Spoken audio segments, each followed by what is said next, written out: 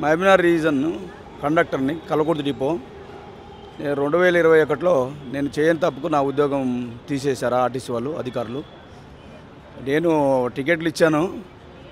ఆ ప్రయాణికుడు చెకింగ్ సమయంలో టికెట్ పోగొట్టుకున్నాడో లేదంటే ఇక్కడ భద్రంగా దాపెట్టుకున్నాడో టికెట్లకు చూపించలేదు. ఆ కారణంతో నా మీద ఛార్జ్ మేము బలవంతంగా మోపి నన్ను ఉద్యోగం నుంచి తొలగించారు. ఇలాంటివి కార్మికులకు చాలా అన్యాయం జరుగుతుంది. డ్రైవర్ కూడా చేయని తప్పుకు ఉద్యోగాలు తీసేస్తున్నారు. చేయని తప్పుకు సిక్కులు ఇచ్చినా కూడా చాలామందిని ఆర్టీసీ డ్రైవర్లను, కండక్టర్లను, మెకానిక్లని, కార్మికులని ఉద్యోగాల నుంచి రిమూవ్ చేస్తున్నారు. తర్వాత అప్పీల్ పెట్టుకున్నా కూడా అప్పీల్లో కూడా ఏ అధికారి కూడా కన్సిడర్ చేస్తలేడు. దాదాపుగా ఈ రకంగా 1100 మంది రోడ్డు పైన ఉన్నారు. ఒక 500 మందికి ప్రజావాణి చుట్టూ దీర్ఘంగా సంవత్సరం నుంచి జియో వేసిరు. ఆ జియో ప్రకారం ఉద్యోగాలు అని ప్రభుత్వం ఆర్డర్స్ ఇచ్చింది. అయినా ఇప్పటి వరకు 40 రోజులు కావస్తుంది ఆ జియో వచ్చి కూడా ఇంకా ఉద్యోగాలు ఇస్తలేరు. ఇంకా మిగిలింది ఒక 10-15 రోజులు 20 రోజులే ఉంది.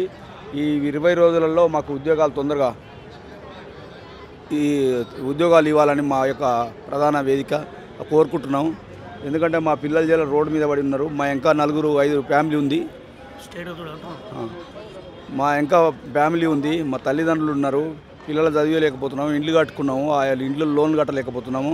కొంతమంది కార్మికులు ఇంటి లోన్లు రెంట్ కట్టలేకపోతున్నారు.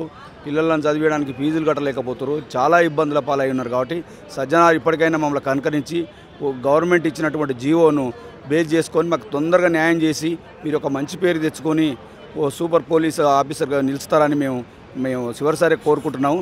ఇదే మాకు న్యాయం చేయాలని మేము పదే మిమ్మల్ని వేడుకుంటున్నాం. ఏం లేదు, అధికారులు కావాలనే ఉద్దేశంతో సజ్జనార్ గారు చేస్తున్నట్టు. ఇంకా టైం ఉంది కదా, ఆ టైం లోపల చేద్దామా అని అనుకుంటుండా, లేదంటే ఆ టైం లోపల నాకు ట్రాన్స్ఫర్ అవుతుంది వెళ్ళిపోదామనే ఆలోచనలో ఉన్నాడో తెలుస్తలేదు. కానీ మొత్తం పైన మాకు అన్యాయం జరుగుతుంది. లేట్ అవుతున్న కొద్దీ మా వాళ్ళు అప్పలబారిన పడుతున్నారు. కాబట్టి తొందరగా మాకు న్యాయం చేస్తారని నేను సజ్జనార్ని పదే వేడుకుంటున్నాం.